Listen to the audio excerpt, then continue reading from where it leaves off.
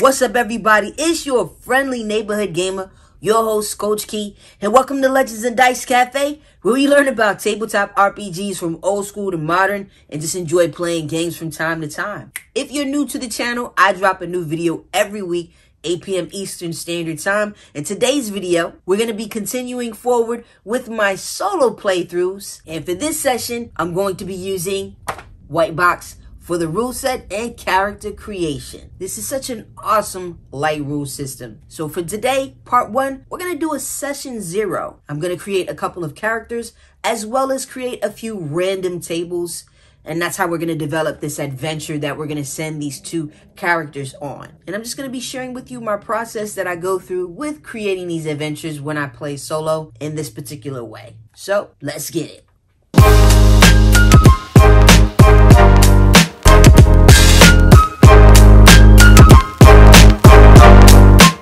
So this is my first time doing a session 0 on camera.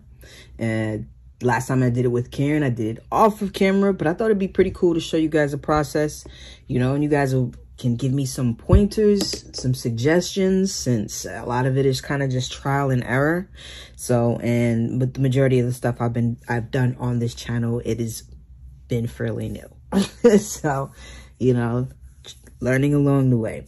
I'm going to show you one of my favorite ways to go about solo RPG. I pick my rule system. There are so many different ways, so many different places you can get a bunch of different types of tables, random tables for anything that you're looking for.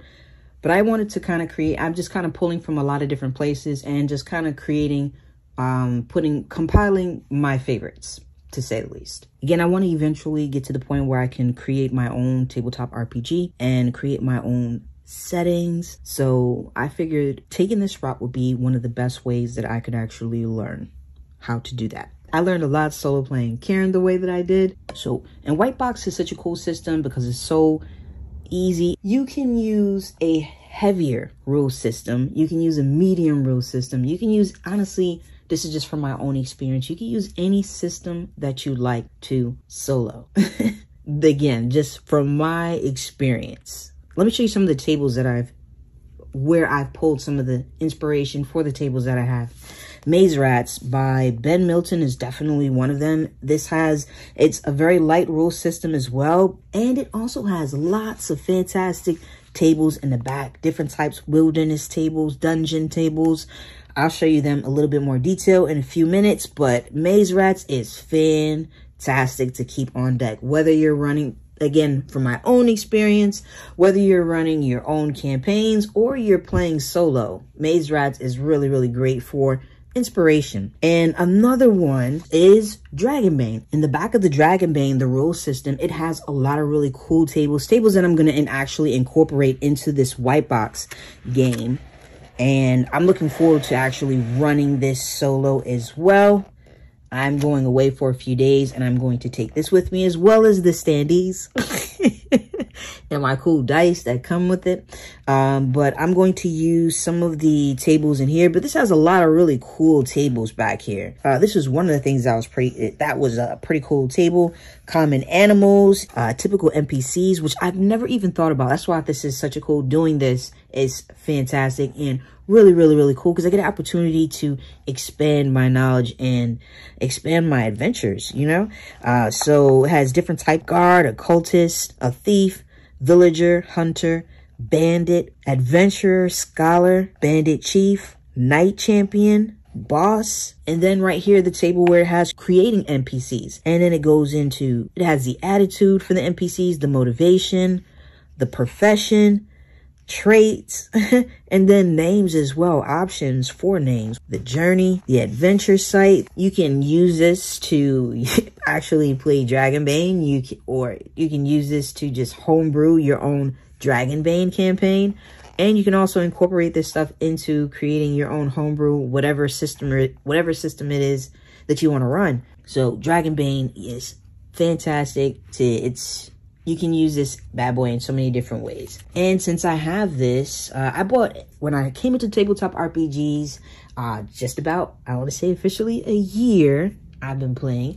But I came in through D&D 5th edition, and I didn't know what I was doing. So I bought up a bunch of different D&D books. So I've got a few D&D books. I haven't bought any new ones, but I have bought like some like third party, you know, books, which have been honestly really cool. If you're new to the channel, I'm working on creating and building my own world. I have no idea what I'm doing, but again, learning along the way. And I finally picked up the Dungeon Master Guide. It has some really great information. I'm sure the early editions have some really cool info as well. And I plan on actually, once I'm done reading this, I plan on looking into the other editions, just out of curiosity, to be honest. But so far, this has been really helpful with helping me to create my own world.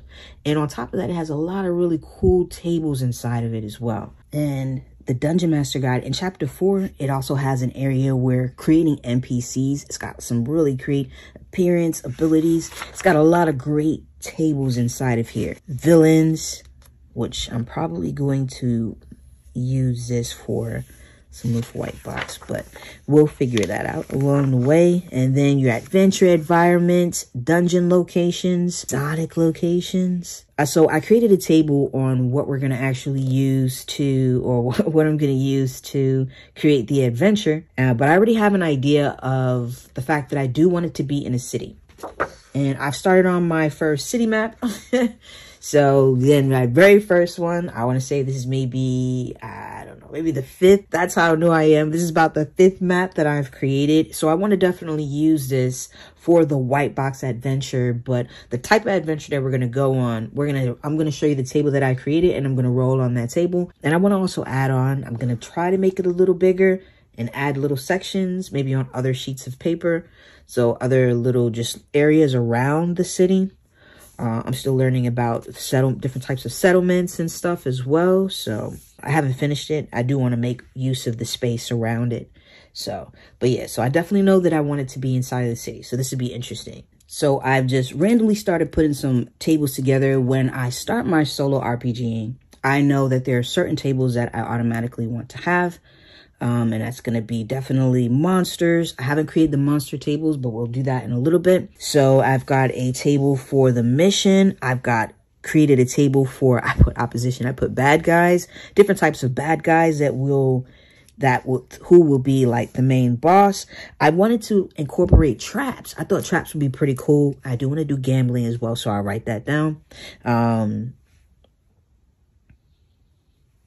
So I have, and you more than likely can't read my handwriting, so I'll read it out to you in a sec. So let's go over like the mission. So mission, I was going to roll a D20, and I just roll a bunch of different things that I found. I'm pretty sure I pulled it from Maze Rats and some random places online, you know, and I just pulled a bunch of different words that I enjoyed, or I just pulled a bunch of different words that I thought would be pretty cool. So I have cast, overthrow, free, assassinate, steal, find, uncover, protect, rescue, apprehend, escort, kidnap, deliver, raid, smuggle, revenge, capture, perform ritual, hunt, and collect. I don't know how it's going to go when I roll on this table. I was going to roll 2 D20s. So again, I'm not sure how well it's going to work, but we're going to give it a try. I'm going to roll 2 D20s, and then we'll see exactly what type of adventure. I have like I said, I wanted to do a little bit more when it comes to creating the NPCs in the story.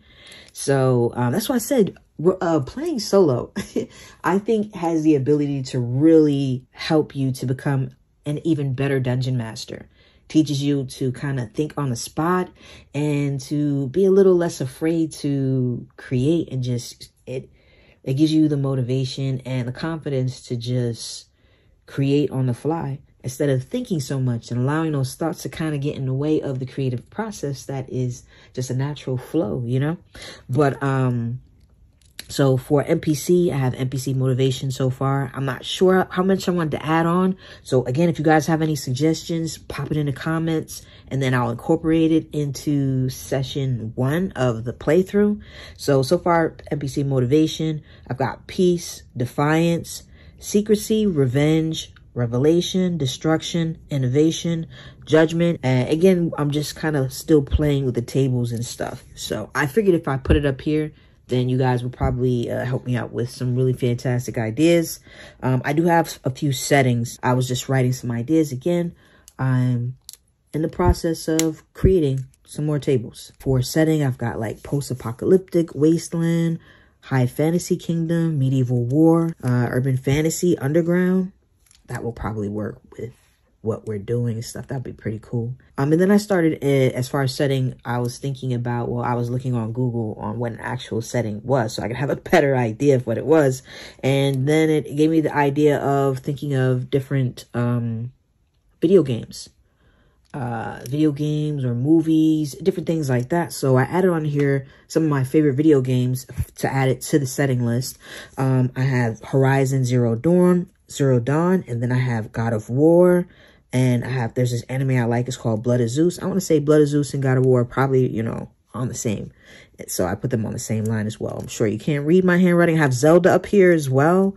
And so yeah, I'm thinking maybe for the next solo playthrough, we're probably going to use basic fantasy. I'm not sure yet, but more than likely it's going to be basic fantasy. And for that one, for the next one, I'll finish the settings table.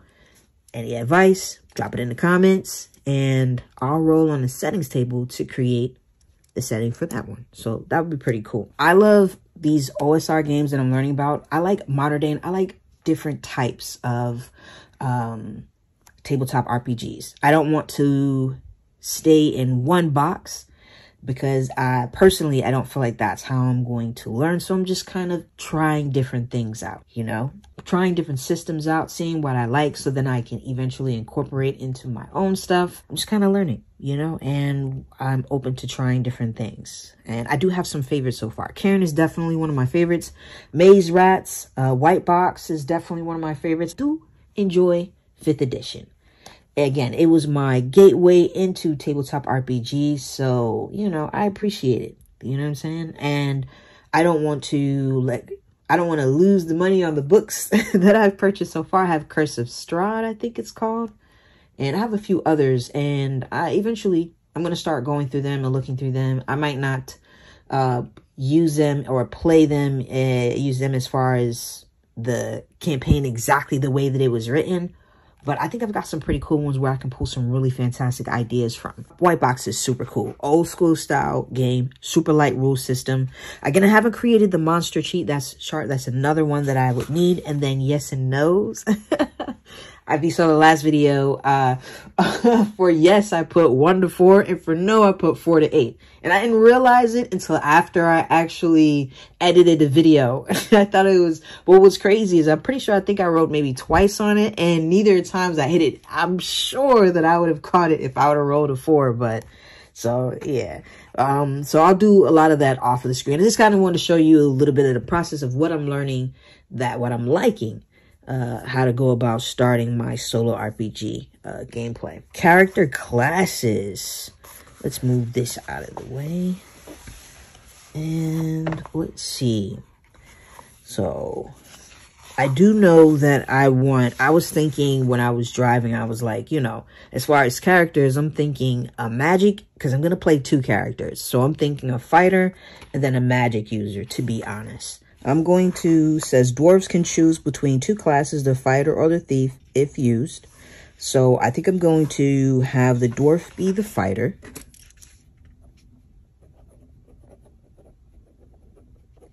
I'll do a magic user. We'll do an elf. All right. I didn't want to make the video too long, so I'll probably go through the whole process. So I'm definitely going to do an elf magic user and then a dwarf fighter. So I'll create the rest of that off screen. Let's see. And then I'm going to make a quick list of the different types of tables that I'm going to need, the rest of the tables that I might need within my game. So far, I've got my characters, magic user, elf, fighter, dwarf. And as far as the tables, I have city encounters, NPC morale, and I'm going to do monster morale as well. I've got monsters. I know I want to have traps in it. And I know I'm going to have some type of dungeon or a pyramid encounter somehow in the city or right outside. I don't know how I'm going to swing that yet. Treasure, and then a map key for like the places in town within our city.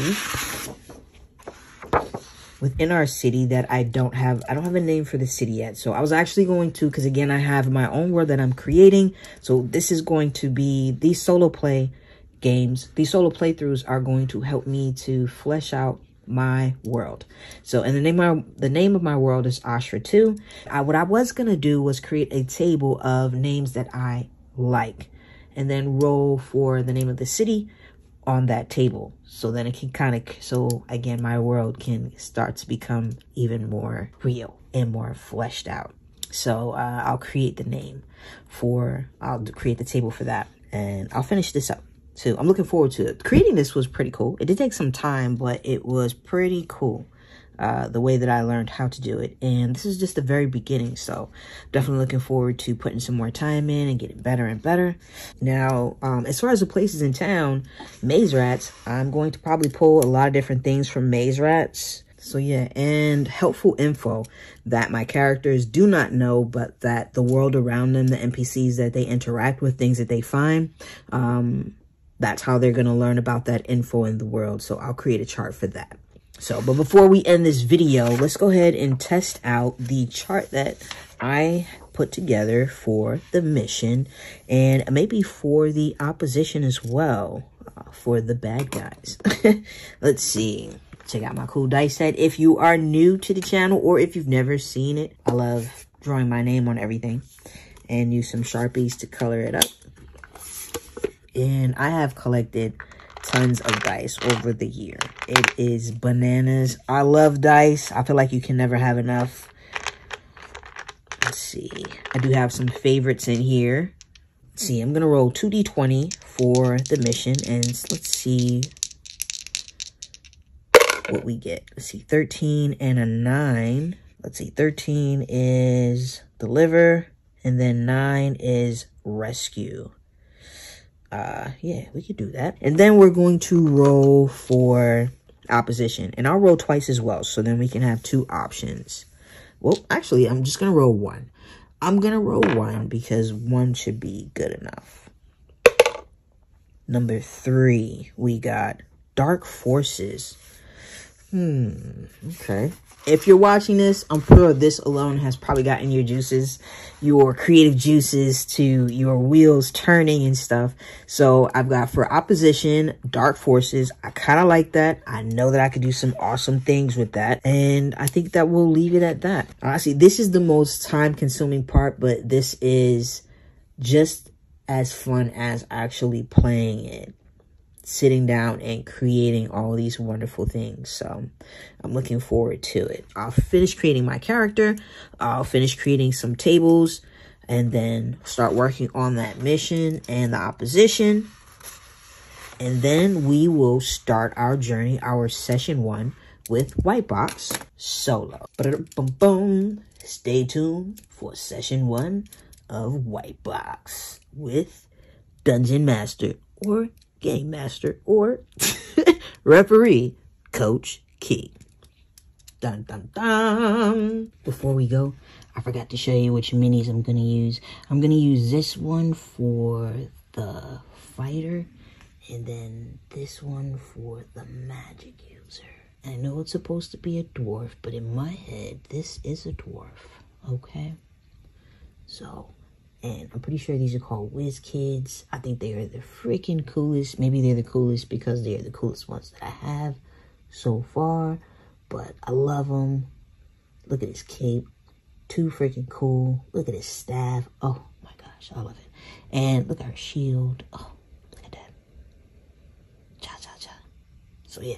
So, make sure you stay tuned to part 2 of White Box Solo, where I'll be taking my 2 characters that I created today on an epic journey. Be sure to hit that like button, comment, and subscribe. Turn on your notifications so you don't miss out on part 2, and you don't miss out on Kieran solo playthrough part 3 coming up very, very soon. Thanks for watching, and as always, I hope you guys have a super fantastic day and a super fantastic weekend. And I'll see you guys back again, same time, next week, 8 p.m. Eastern Standard Time.